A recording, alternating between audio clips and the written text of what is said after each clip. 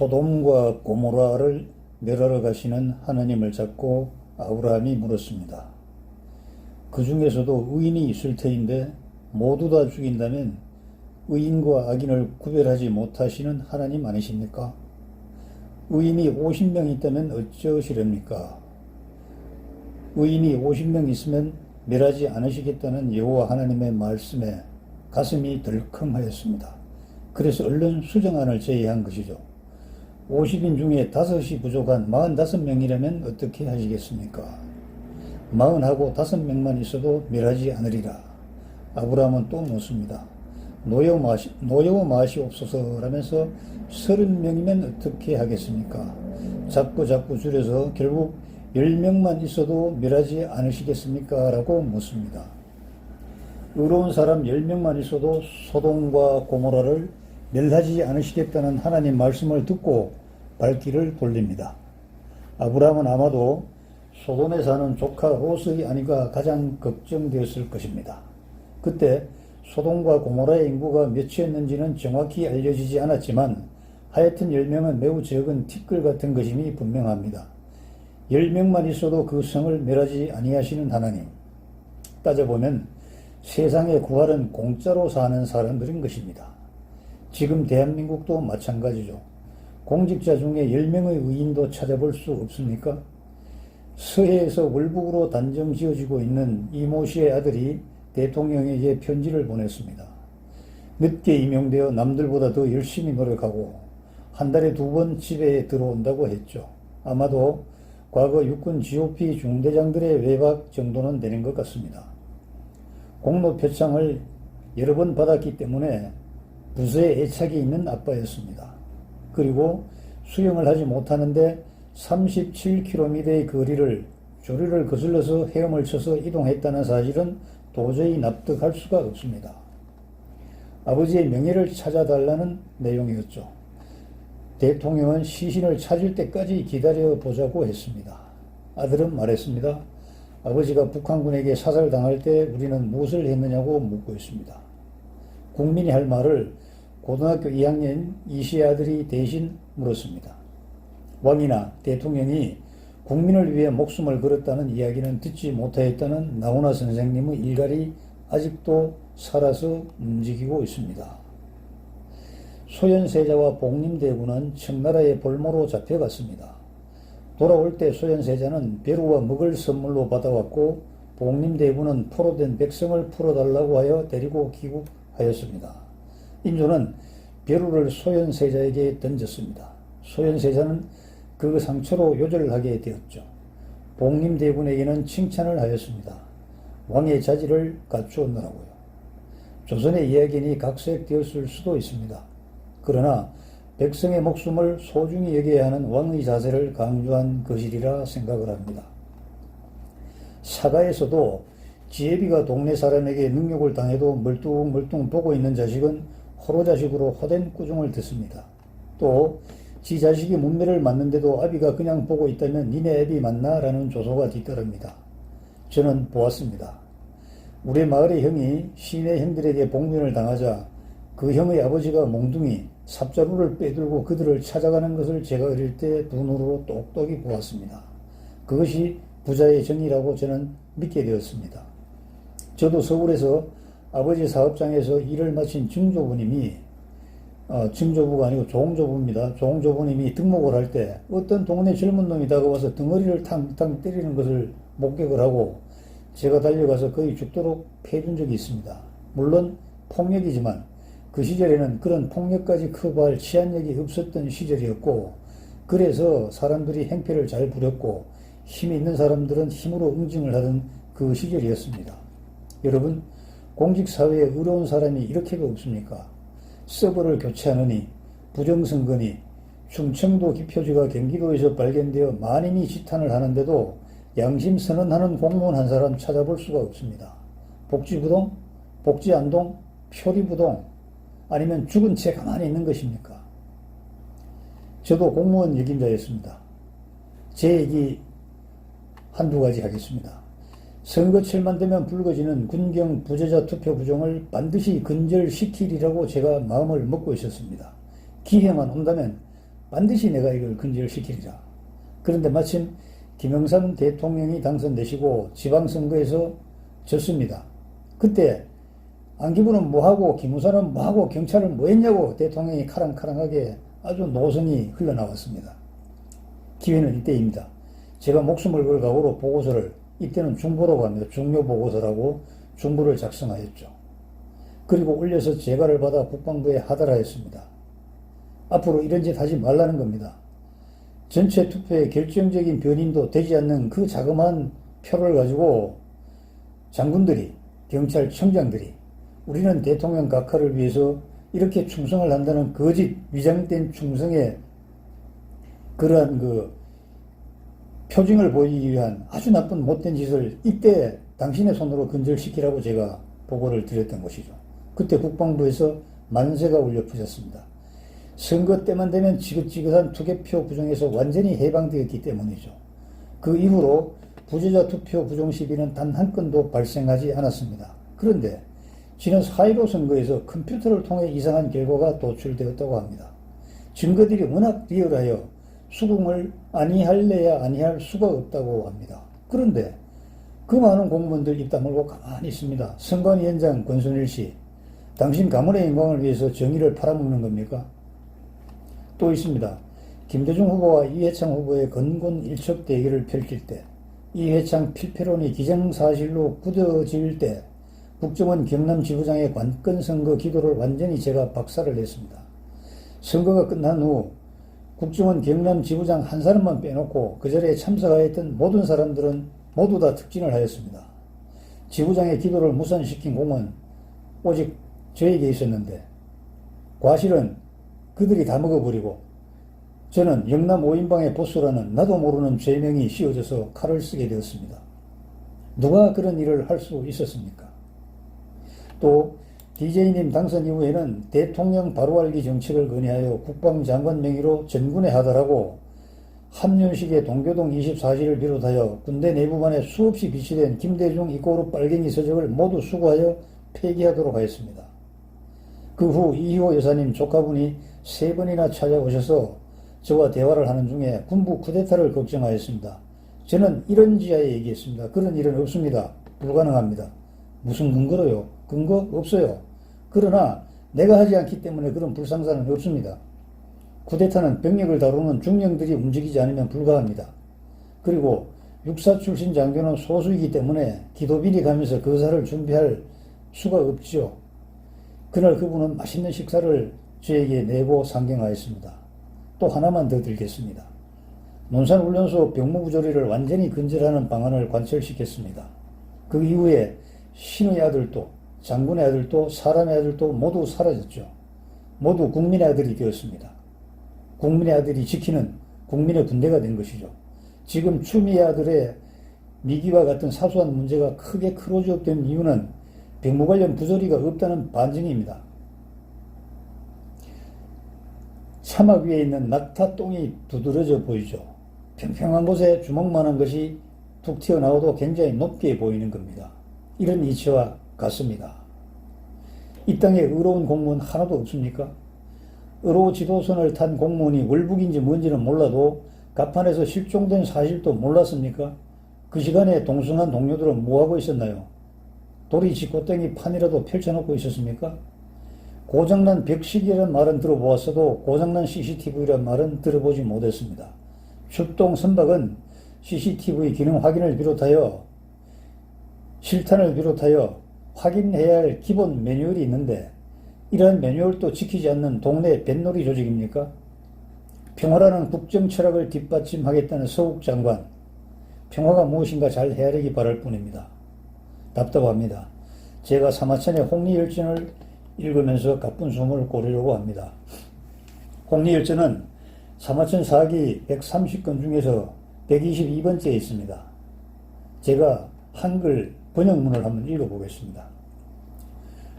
공자는 백성들을 정치 법령으로 이끌고 형벌로 단속하면은 백성들이 처벌을 면하려고만 하고 부끄러움을 느끼지 않는다. 그러나 도덕으로 인도하고 예절로 단속하면 백성들이 부끄러움을 느껴서 더욱 바르게 된다고 하였습니다. 노자도 말했습니다. 고상한 덕을 지닌 자는 스스로 덕이 있다고 과시하지 않는다. 아마 자신을 얘기하는 것 같아요. 이 때문에 덕을 지니게 된 것이다. 하찮은 덕을 지닌 자는 그 덕마저 잃지 않으려 하기 때문에 진실한 덕을 지닐 수 없다. 법령이 세밀해질수록 도적은 그만큼 더 많아진다. 여러분, 우리나라 법이 얼마나 촘촘하게 잘 짜여져 있습니까? 하늘을 벗어나지 못할 그물이라는 뜻의 천라지망이 바로 우리나라 그 헌법과 그 위에 합의 법령이라고 봐도 될 것입니다. 태사공 사마천은 이렇게 말합니다. 이런 말씀들은 참으로 믿을 만하다. 법령이란 것은 정치적인 도구이지만 정치의 맑음과 탁함을 다스리는 근본적인 제도는 아니다. 옛날에 천하의 법망은 일찍이 치밀하게 갖추어졌으나 천나지망입니다. 간사함과 거짓을 일삼는 자들이 싹트게 되었다. 이러한 상황이 엄중해지자 관리들과 백성들이 서로를 속이고 나라의 정치는 부진해졌다. 지금 상황은 어떻습니까? 이러한 때에 관리들은 마치 장작을 안고 불을 끓여하고 물이 끓는 것을 막으려고 그 위에 더 뜨거운 물을 붓는 것처럼 정치를 했으니 만약에 강압적인 물리력과 엄혹한 법령을 쓰지 않고 어떻게 그 임무를 감당하고 마음의 부담을 덜어버릴 수 있었겠는가? 설령 도덕을 제창하는 자들도 반드시 그 직책을 다하지 못할 것이다. 고로 공자는 이렇게 말한 적이 있다. 송사를 처리하는 것은 나도 남과 다를 바가 없으나 반드시 처음부터 송사가 일어나지 않게 한다. 사구벼슬에 올라갈 때 사람들이 물었습니다. 선생은 남들과 비교해서 더 뛰어난 것이 무엇입니까? 물으니까 발생한 송사를 처리하는 것은 나도 남과 다를 바가 없지. 그러나 나는 처음부터 송사가 일어나지 않게 하는 것이야. 이것이 이제 도덕정치죠. 노자 또한 이렇게 말했습니다. 저속한 선비가 도를 들으면 그저 크게 웃기만 한다. 이는 헛된 말이 아니다. 한나라 고조는 가혹한 형벌을 없애고 법을 간단하게 했고 그 잡다한 법을 다 버리고 소박한 것만 취했는데 법망이 어떤 형태였느냐 하면은 선박을 한 입에 삼킬 만한 큰 고기도 빠져나갈 수 있을 만큼 너그럽고 간략하게 만들었다. 이렇게 하니까 관리의 다스림은 순박하고 인정이 두텁게 되었고 백성들도 모두 태평무수한 생활을 영위하게 되었다. 이와 같은 것을 살펴보면 나라의 정치는 임금의 관대함과 후덕함에 달려있는 것이지 오목한 법령에 달려있는 것이 아니다. 저는 이 말을 정말 실감했습니다. 문재인 대통령 당선자께서 청와대 들어오시기 전에 홍제동 스위스 그랜드 호텔 저 뒤에 있는 빌라에 사실 때 어떤 여성이 찾아오니까 영부인께서 곧 영부인으로 들어가실 우리 여사님께서 집으로 들어오라고 해서 라면을 끓여서 대접하였다. 저 정말 감탄하였습니다. 세상에 이런 인성을 가진 분이시라면은 유경수 여사님보다 더 뛰어난 그러한 아주 영부인이 될 것이라고 저는 박수를 쳤습니다. 계속하겠습니다. 고조의 황후인 여치, 고후라고 합니다. 고조의 황후니까. 여치 시절에 혹독한 관리가 있었는데 그 후봉이었습니다. 그는 황족들을 모질게 압박했으며 공신들에게 모욕을 주었습니다. 그러나 여후가 세상을 떠나고 그의 일족이 정권을 탈취하려다가 실패하자 조정에서 후봉 일가도 함께 죽여 제거했습니다. 효경제 시절에는 조조가, 삼국지에 나오는 조조가 아닙니다. 조조가 가혹하게 법수를 운용하여 자신의 재능을 이렇게 과시했죠. 이때 5초 7국의 그 반란이라고 있습니다. 5초 7국이 7개국의 반란을 일으켜서 조조에게 그 책임을 따졌고 조조는 이로 인해 결국 죽임을 당했습니다. 그 후에 질도와 영성과 같은 무리가 있었습니다. 이렇게 해서 이제 홍리일전 임금을 속이고 백성들을 탄압하며 동료 관리들을 모함해서 죽이고 결국은 자기들의 영달과 자기들의 이익만 추구하는 이 아주 사악한 관리들, 얼마나 이러한 그 관리 몇몇 사람이 역사에 끼치는 해악이 컸으면은 사마천은 사기 130권의 122번째 홍리들을 추려가지고 그 홍리들의 열전을 만들었겠습니까? 여러분, 공무원 여러분, 여러분들은 국가의 발전을 위해서 일하는 각 부서의 실무자들입니다. 우리가 회사에서 일하는 그러한 사원들하고는 다릅니다. 항상 생각을 국가를 위해서, 그리고 국군 통수권자를 위해서, 그리고 그 뒤에 있는 국민을 위해서 일하는 기본적인 그 생각을 가지고 있습니다. 저도 공직에서 은퇴한 사람입니다만은 나와서 정말 여러 주변의 사람들을 만나보면은 공직자는 일반 사람들과 다릅니다. 지나온 과정이 다르기 때문에 지난 과정에 사업을 하고 아무리 CEO를 했다는 사람들도 결국은 뭡니까? 자기 기업의 번창과 자기 가족과 자기의 어떤 영달을 위해서 늘 머리를 짜냈지, 업무하는 중에 국가와 국민을 생각한다는 것은 단 한 번도 없습니다. 그분을 무시하는 것이 아니고 업무 자체가 그렇다는 겁니다.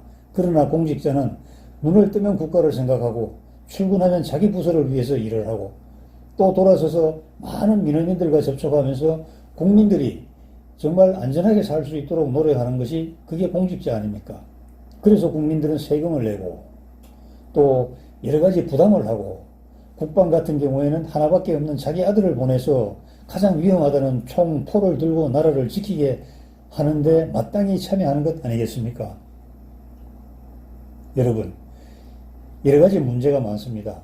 대통령도 사람인지라 모든 것을 완벽하게 처리할 수는 없습니다. 그래서 하부 조직이 있지 않습니까? 왜 이런 문제를 자꾸 대통령에게 누가 되도록 떠넘기는 겁니까?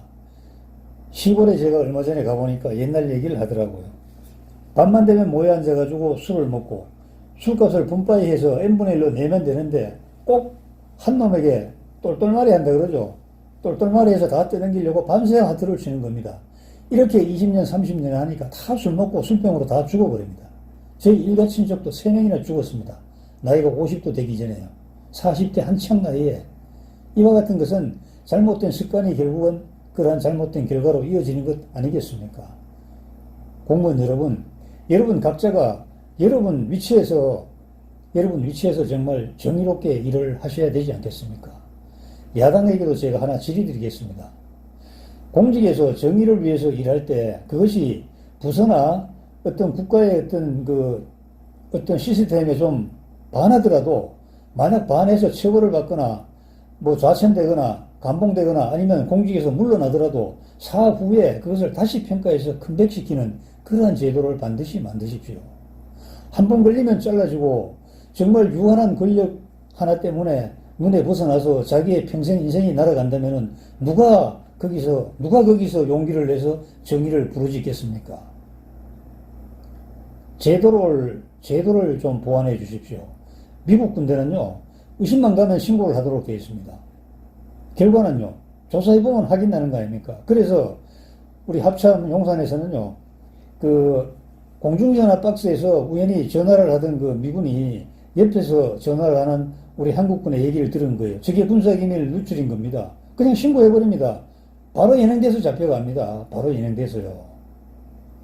시내 시속 15km면요, 20km만 돼도 헌병이 득달같이 달려와서 채갑니다. 거기에 장관 아들도 필요 없고 장관 자신도 필요가 없는 겁니다. 미 8군 사령관이 출근 시간 이전에 출근할 때는 전속부관도 안 데려옵니다. 혼자 들어옵니다. 혼자 들어와서 문을 따고 자기 방에서 일을 합니다. 전속부관은 출근된 시간에 딱 들어오면 됩니다. 또 희한한 거 있습니다. 어떤 것이 있나 하면은 그 장군들의 그 군화를 닦잖아요. 예를 들어서 의장대장의 군화를 닦지 않습니까? 그러면 병사가 와서 무릎을 딱 들이댑니다. 그러면 그 무릎에 신발 신은 채로 군화를 무릎에 딱 얹어 놓습니다. 그러면 거기서 이 병사는 의장대장의 그 군화를 반들반들하게 닦는 겁니다. 이렇게 우리는 만약 이렇게 하면 인권의 머리 또 개 나발을 불겠죠. 오늘 어떤 시민단체의 굉장히 높은 사람이 개소리를 갖다가 견소리라고 개견자 써서요. 견소리라고 아주 점잖은 표현을 했더라고요. 원래 옛날 사람들은 개라고 안 그러고 존자상 가일점이라 그럽니다. 존자의 일점을 더하면 견자, 개아들이 되는 것이죠. 여러분, 정말 그렇습니다. 제도적인 보완도 해야 됩니다.